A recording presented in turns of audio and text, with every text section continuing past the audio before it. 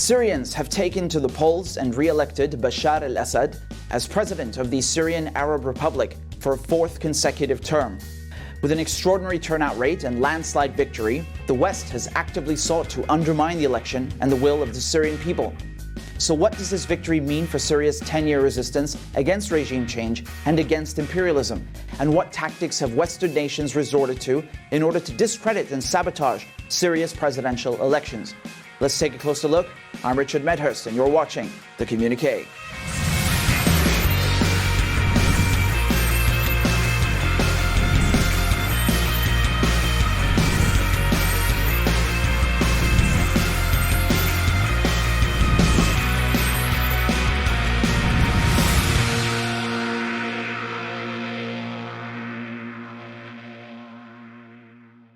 On May 26, 2021, Syrians took to the polls to vote in the second presidential elections since the start of the war on Syria in 2011. A month earlier, in April, 14 candidates had been approved to run by the People's Assembly. Bashar al Assad, candidate of the Ba'ath Party, won in a landslide victory of 95.2%. The turnout was an astonishing 78.6%, which is very high under any circumstances, never mind for a country under siege.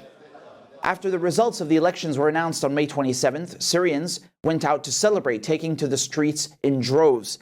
People all over Syria came out to celebrate with scenes of victory in Umayyad Square, in the country's capital, Damascus. Scores of people poured out onto the streets of the port city of Tartus on the Mediterranean Sea, with similar images popping out from all over the nation. With a turnout rate of 78.6%, this is quite a remarkable feat. In European elections, the turnout rate is usually somewhere between 50 and 60%. The turnout rate in the 2020 presidential elections in the US was around a record-breaking 67%. The head of the Syrian parliament, Hamoud Sabbagh, announced the results of the election with around 14 million Syrians who came out to vote, which, given the situation of so many Syrians displaced by the war and the country still in turmoil, is very impressive. Now, before a single vote was cast, Western nations were already attempting to undermine these Syrian presidential elections. Several of them outright rejected the results in advance and proceeded to call the elections undemocratic. They claimed that the elections were illegitimate because they allegedly left many Syrians excluded. Ironically, these very same countries themselves prevented Syrians living abroad from even voting in the first place. For example, in Canada and Germany, Syrians were prevented from casting ballots at the Syrian consulate.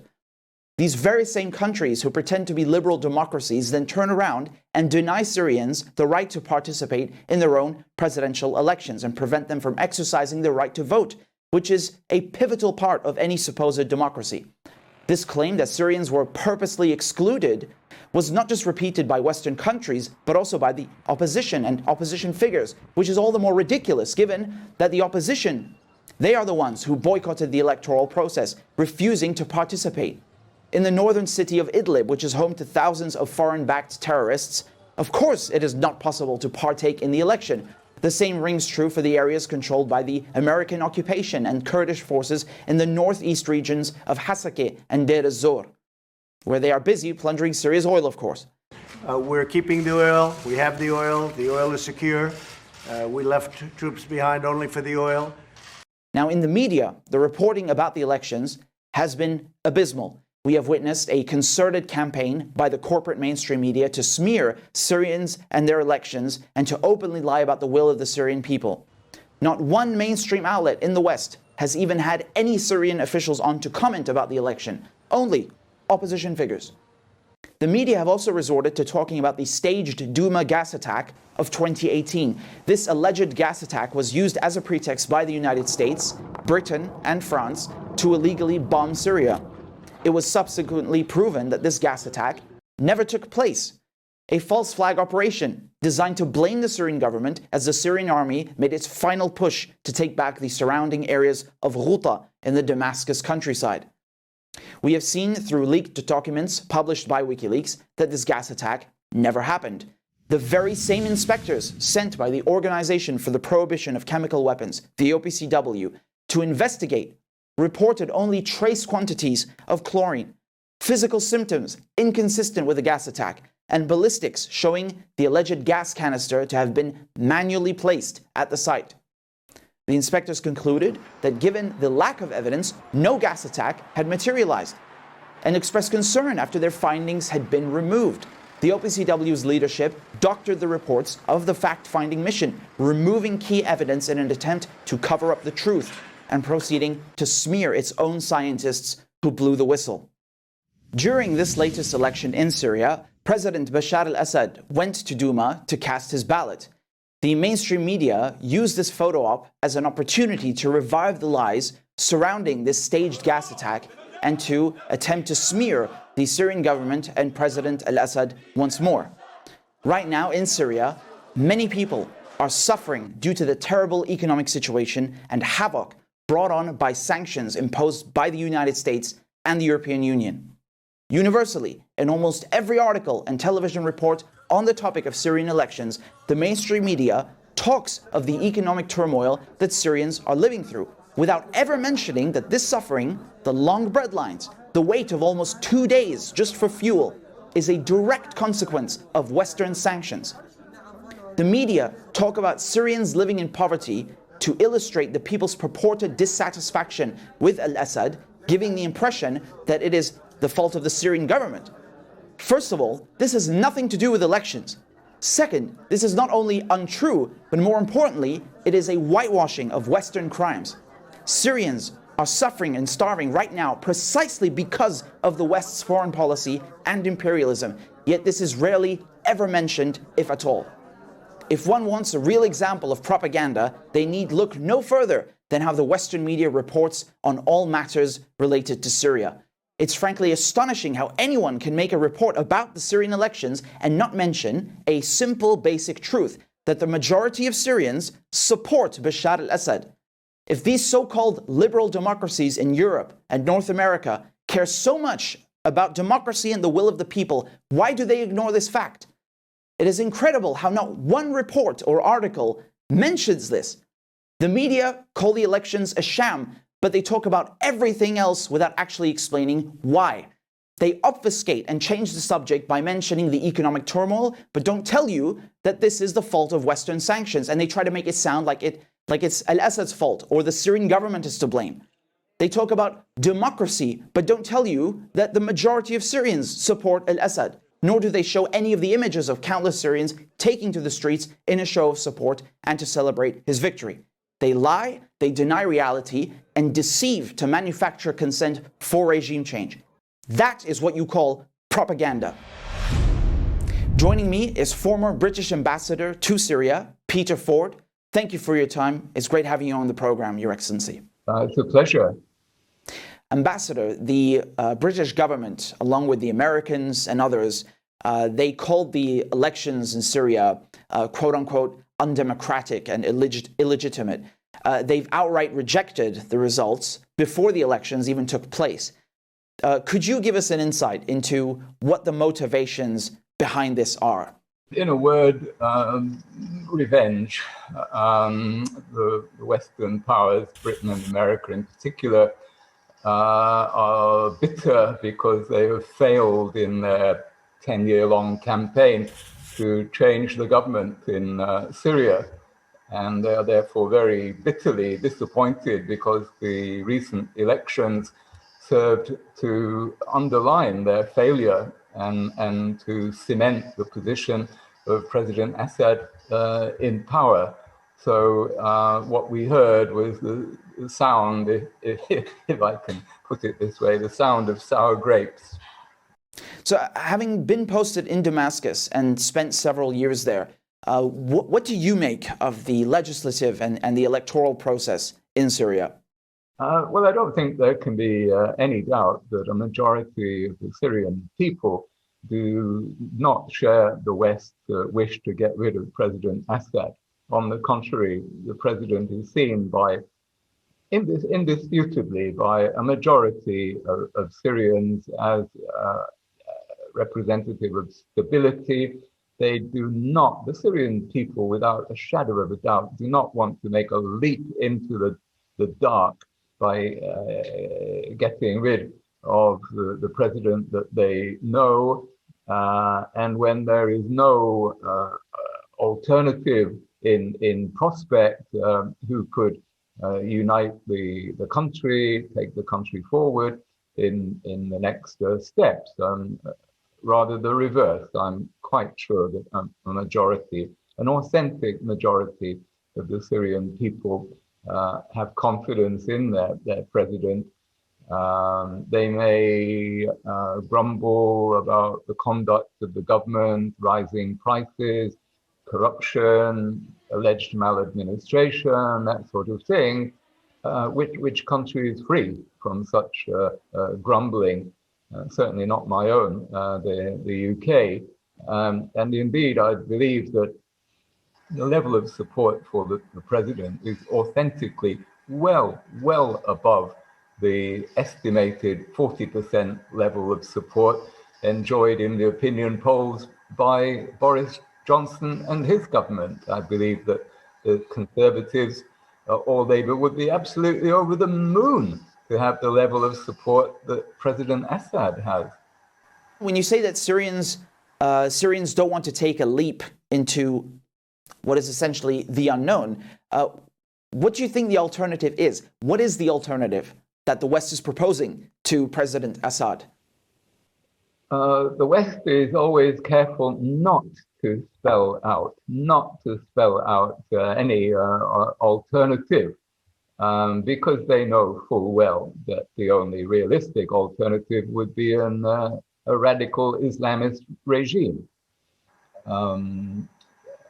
They are totally irresponsible in wishing for what they call euphemistically a transition, which is translated means regime change, but that phrase has had a lot of bad publicity, so they call it transition. They don't ever say transition to what, and there is no Nelson Mandela waiting in the wings in Syria. In fact, most Syrian people could not put a name on any Syrian opposition leader. I would be hard-pressed myself, and I'm a so-called expert. There are no plausible rivals, alternative political leaders to the president. There are warlords. There are warlords who, such as those who rule the Roost in Idlib province, who would undoubtedly, after fighting among themselves, inherit the crown in Damascus if the Western powers had their way. In the early days of Tony Blair's government, the United Kingdom and other countries, they actually seem to be, or appear to be, on good terms with President al-Assad. I mean, what do you make of the current stance of the last 10 years from those in British politics and media who insist that Syrians are not deciding their own future and who've done this complete 180?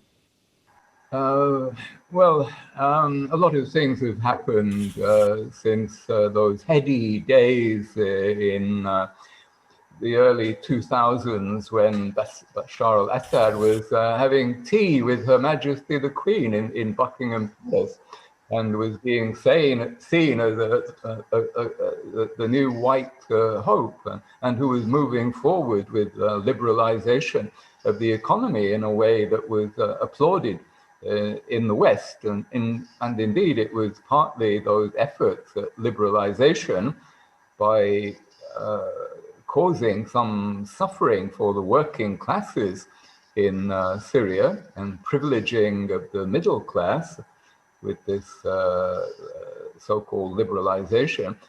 This was one of the reasons for the discontent which precipitated the uprising. But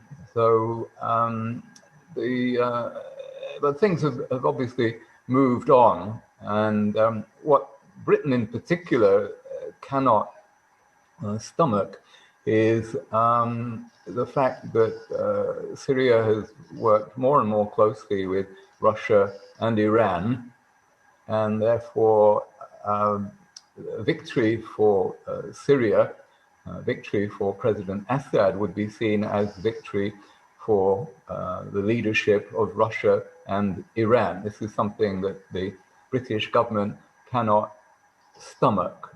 So you have to see relations with Syria in the context of British relations with Russia and Iran. Poor old Syria is just the victim in the middle. So just to wrap up, just as a last question, Ambassador, what do you think that al-Assad will do during his next term? What will be the next moves, do you think, from all these various governments that are trying to remove him and topple him? How do you see the rest of the war playing out? Well, as I mentioned earlier, I think one of the options the president must be looking at is whether to make a move on Idlib, now that his hands are less tied than they were, although this is a difficult moment internationally in one way because of the ongoing negotiations between the United States and Iran over nuclear and sanctions. And I can see some argument for not rocking the boat in Syria before that matter is settled. But in due course, I'm quite convinced that the Syrian government will move to repacify the northeast. I can see increasing pressure on the US presence in northeast Syria. The tribes of that area, the Arab tribes of that area, are mostly very pro-Assad. They will not tolerate the Kurdish suzerainty which the American forces are imposing on them. But above all, I think the president will have his work cut out to cope with this continuing economic warfare. There is no doubt that it's the Western sanctions which are the biggest obstacle to Syrian reconstruction, and not just reconstruction, but even getting back a normal, ordinary life with availability of fuel and bread. I'm sure that will be the president's #1 priority. Ambassador Peter Ford, thank you so much for your time, Your Excellency. I'm very grateful for you coming on the program. Thank you for having me, Richard. We'll be right back after this short break. The countries that have rejected the election results in Syria, dubbing the elections undemocratic, they have been trying to push an agenda and topple the Syrian government now for over 10 years. They have no genuine interest in the will of the Syrian people. They are most concerned with enacting their foreign policy objectives, in ensuring profits for their multinational corporations, and in expanding their empires. This notion of calling foreign leaders illegitimate or calling elections undemocratic is a tactic often used by the West when talking about countries that they have an imperialist agenda in. We have seen the United States, Britain, and the European Union do the same thing with the Venezuela's presidential elections and its parliamentary elections, which we covered in late 2020 on this program. We have seen the West do the exact same to Evo Morales in Bolivia in late 2019 when he was overthrown by right-wing groups supported by the West. And in the case of Venezuela, this notion of legitimacy has also been used by the Bank of England as a ruse to steal over $1 billion in gold belonging to the Venezuelan people. The West loves to pretend that it has the moral high ground. They speak about Syria, Venezuela, and others as if they are colonies under their rule. This is a colonial mindset. Who are these countries to talk about rejecting the results of the Syrian elections? The results of the Syrian elections are for the Syrian people to decide, and Syrians only, not some men in Whitehall, Washington, D.C., or Paris. I find it incredible that the United States has the gall to lecture other countries about democracy when its own citizens are disenfranchised from voting. African Americans are still treated like second-class citizens, and Native Americans completely removed from any political capacity, wiped out through centuries of genocide. How can the United Kingdom lecture anyone about democracy when its judiciary is controlled by the United States, when it gives immunity to American spies who kill British citizens, or when Julian Assange is rotting away in Belmarsh prison for exposing the war crimes of the US empire?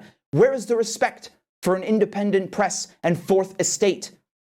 The United States and Britain together have colonized and plundered the world for centuries. To this day, they continue to overthrow the democratically elected governments of Latin America, Central America, the Middle East, Africa, and Asia.